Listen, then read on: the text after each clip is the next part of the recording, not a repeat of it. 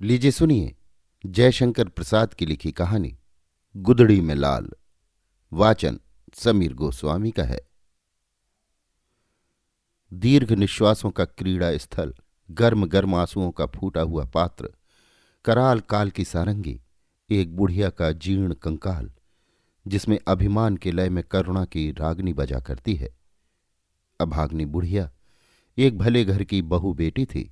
उसे देखकर दयालु वयोवृद्ध हे भगवान कह के चुप हो जाते थे। दुष्ट कहते थे कि अमीरी में बड़ा सुख लूटा है। नवयुवक देशभक्त कहते थे देश दरिद्र है, खोखला है। अभागे देश में जन्म ग्रहण करने का फल भोगती है। आगामी भविष्य की उज्ज्वलता में विश्वास रखकर हृदय के रक्त पर संतोष करे। जिस देश का भगवान ही नहीं, उसे विपत्ति क्या, सुख क्या। परंतु बुढ़िया सबसे यही कहा करती थी, मैं नौकरी करूंगी, कोई मेरी नौकरी लगा दो।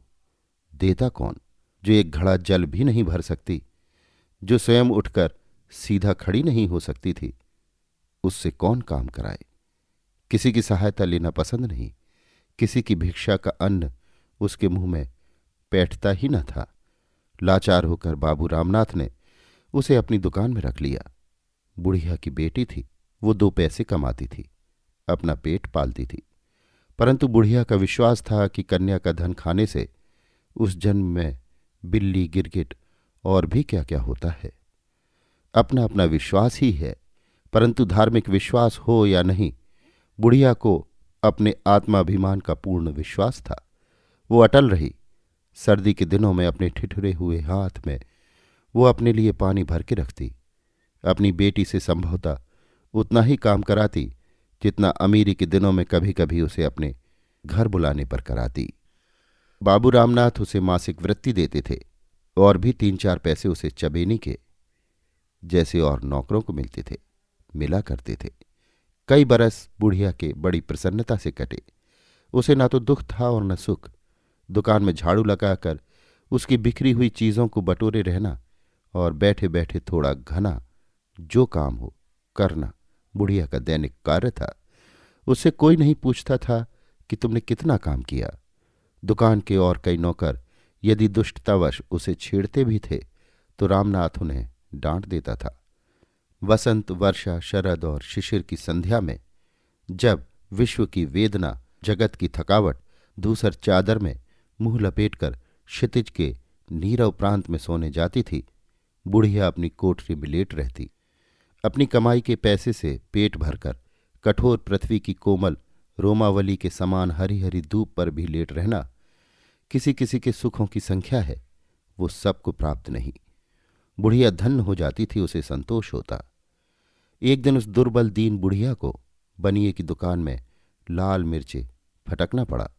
बुढ़िया ने किसी किसी कष्ट से उसे संवारा, परंतु उसकी तीव्रता वो सहन न कर सकी। उसे मूर्छा आ गई। रामनाथ ने देखा और देखा अपने कठोर तांबे के पैसे की ओर। उसके हृदय ने धिक्कारा, परंतु अंतरात्मा ने ललकारा। उस बनिया रामनाथ को साहस हो गया। उसने सोचा, क्या इस बुढ़िया को पेंशन नहीं दे सकता? क्या उनके पास इतना अभाव है? अवश्य दे सकता है। उसने मन में निश्चय किया, तुम बहुत थक गई हो, अब तुमसे काम नहीं हो सकता। बुढ़िया के देवता कूच कर गए। उसने कहा, नहीं नहीं, अभी तो मैं अच्छी तरह काम कर लेती हूं। नहीं, अब तुम काम करना बंद कर दो, मैं तुमको घर बैठे दिया करूंगा। नहीं बेटा, अभी तुम्हारा काम मैं अच्छा भला किया करूंगी। बुढ़िया के गले में कांटे पड़ गए थे। किसी सुख की इच्छा से नहीं, पेंशन के लोभ से भी नहीं।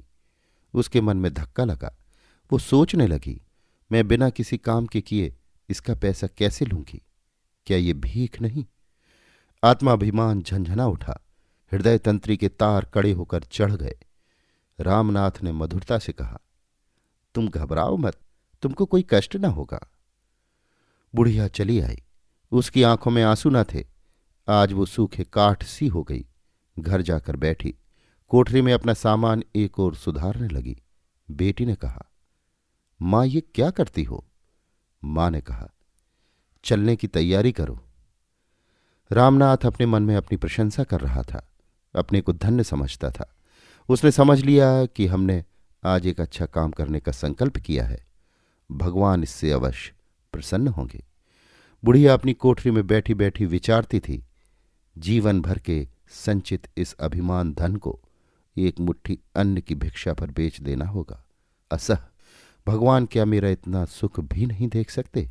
उन्हें सुनना होगा। वो प्रार्थना करने लगी, इस अनंत ज्वालामयी सृष्टि के कंता, क्या तुम ही करुणा निधान हो? क्या इसी डर से तुम्हारा अस्तित्व माना जाता है? अभाव, आशा, असंतोष और आर्तनादों के आचार्य, क्या तुम ही दीनानाथ हो? तुम्ही ने वेदना का विषम जाल फैलाया है। तुम्ही ने निष्ठुर दुखों के सहने के लिए मानव हृदय सा कोमल पदार्थ चुना है और उसे विचारने के लिए, स्मरण करने के लिए दिया है अनुभवशील मस्तिष्क। कैसी कठोर कल्पना है! निष्ठुर, तुम्हारी कठोर करुणा की जय हो। मैं चिर परिचित हूं। सहसा बुढ़िया के शीर्ण मुख पर कांति आ गई। उसने देखा एक स्वर्गीय ज्योति उसे बुला रही है। वो हंसी, फिर शिथिल होकर लेट रही।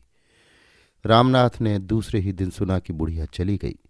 वेदना क्लेशहीन अक्षय लोक में उसे स्थान मिल गया। उस महीने की पेंशन से उसका दाह कर्म करा दिया। फिर एक दीर्घ निश्वास छोड़कर बोला, अमीरी की आड़ में न जाने कितनी वस्तु कहाँ से आकर एकत्र हो जाती है। बहुतों के पास उस बाढ़ के घट जाने पर केवल कुर्सी, कोच और टूटे गहने रह जाते हैं, परंतु बुढ़िया के पास रह गया था सच्चा स्वाभिमान, गुदड़ी का लाल। अभी आप सुन रहे थे जयशंकर प्रसाद की लिखी कहानी गुदड़ी में लाल। वाचन समीर गोस्वामी का था।